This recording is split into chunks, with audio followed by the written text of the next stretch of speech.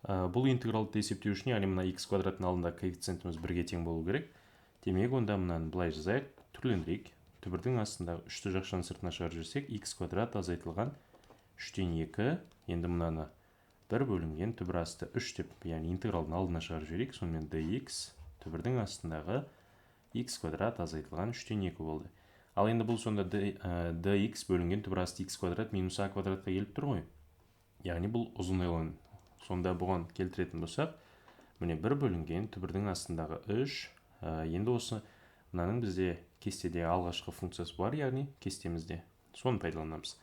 ln, яғни мынау x қосылған түбірдің астындағы x квадрат азайтылған 3-тен 2 қосылған с-ға тең екен. Бұл қай кесте десеңіздер, соны жазып кетейін мен. Ол бізде мынадай кестеміз бар, интегралдық кестеде қарасаңыздар, x квадрат плюс минус a квадрат бұл тең ln x қосылған түбірдің астындағы x квадрат плюс минус a квадрат одан кейін плюс c деген. Міне, яғни сіздермен осыны пайдаланып есептедік.